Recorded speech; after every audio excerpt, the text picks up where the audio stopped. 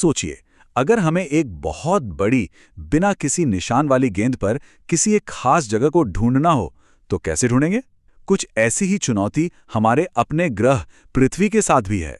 आज हम उसी अदृश्य जाल यानी ग्रिड सिस्टम को समझने जा रहे हैं, जो हमें पृथ्वी के चप्पे चप्पे का पता बताता है। तो सवाल यही है कि इतने विशाल गोल ग्रह पर किसी एक जगह का बिल्कुल सटीक पता कैसे लगाया जाए, जहां ना कोई सड़क है, ना कोई मकान नंबर। इसका जवाब छुपा है भूगोल और गणित के एक बहुत ही शानदार तालमेल में।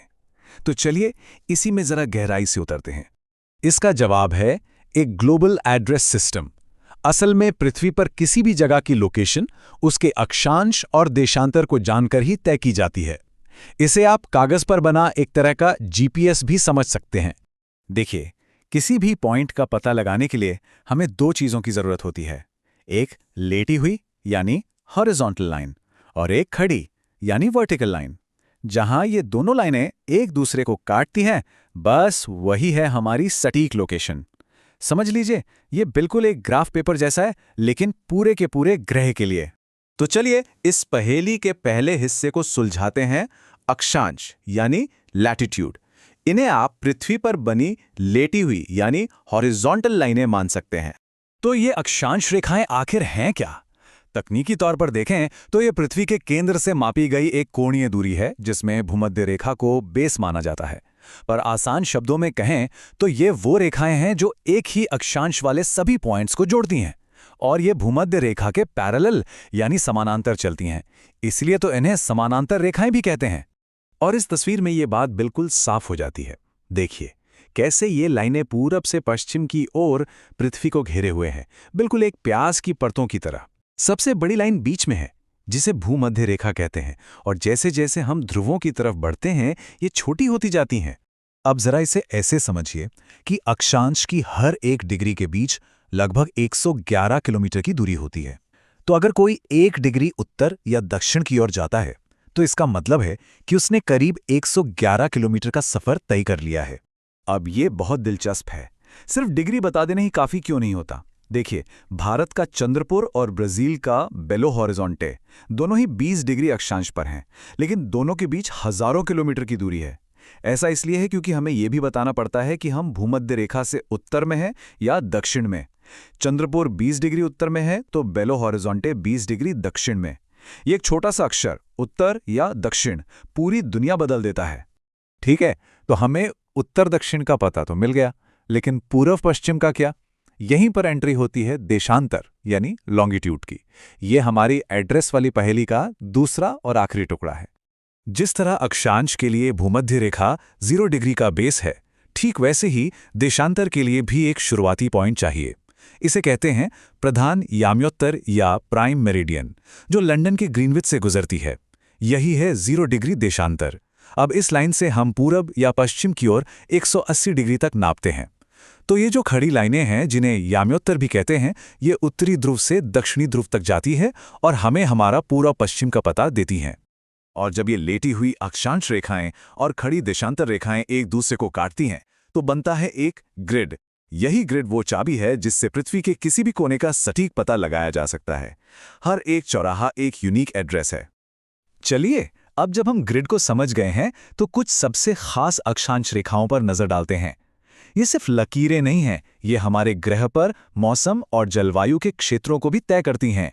सबसे पहले भूमध्य रेखा यानी 0 डिग्री अक्षांश।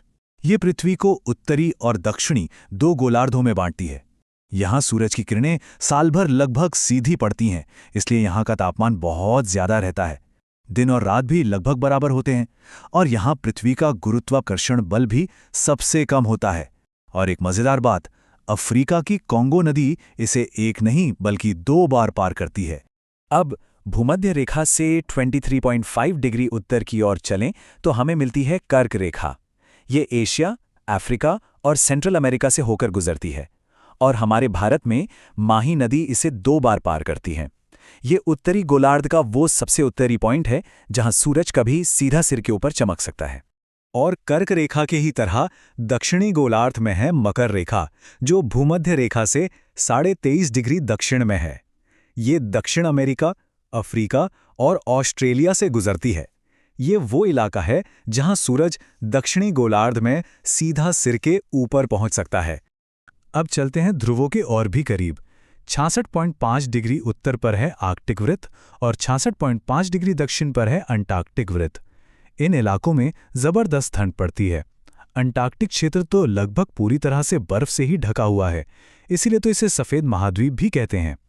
अब एक बड़ी दिलचस्प कहानी सुनने के लिए तैयार हो जाइए, जो भूगोल को इतिहास से जोड़ती है। क्या कभी अश्व अक्षांश या हॉर्स लैटिट्यूड्स के बारे में सुना है? आखिर इन्हें अश्व अक्षांश क्यों कहा जाता है? इसका जवाब छिपा है समंदर में सफर करने वाले पुराने नाविकों की कहानियों में। ये अश्व अक्षांश उत्तरी और दक्षिणी दोनों गोलार्धों में 30 से 35 डिग्री के बीच के इलाके हैं। ये हाई प्रेशर जोन है, जिसका मतलब है कि यहाँ हवा बहुत शांत और स्थिर रहती है। मतलब हवा लगभग न के बराबर चलती है। तो कहानी कुछ यूं है कि पुराने जमाने में जब घोड़ों से भरे जहाज इन इलाकों से गुजरते थे तो शांत हवाओं की वजह से अक्सर वहीं फंस जाते थे।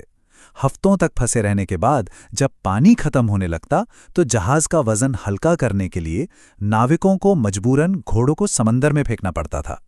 इसी दुखद घटना की वजह से इन अक्षांशों का नाम अश्व अक्षांश पड़ गया। तो कुल मिला के बात यह है, अक्षांश जो हमें उत्तर दक्षिण बताता है और देशांतर जो हमें पूरा पश्चिम बताता है, जब मिल जाते हैं तो पृथ्वी के किसी भी पॉइंट का एक सटीक ग्लोबल एड्रेस बन जाता है। ये एक बहुत ही सरल लेकिन जबरदस्त सिस्टम है, जिसने खोज, नेविगेशन और हमारे ग्रह को समझने के नए रास्ते खोले। और ये हमें सोचने पर मजबूर करता है, ऐसी और कौन सी अदृश्य प्रणालियां हैं जो हमारी रोजमर्रा की जिंदगी को चला रही हैं, जिनके बारे में हम कभी सोचते भी नहीं। टाइम जोन से लेकर इंटरनेट प्रोटोकॉल तक हमारी दुनिया ऐसे ही अनगिनत अदृश्य ढांचों पर टिकी है। अगली बार तक सोचते रहिएगा।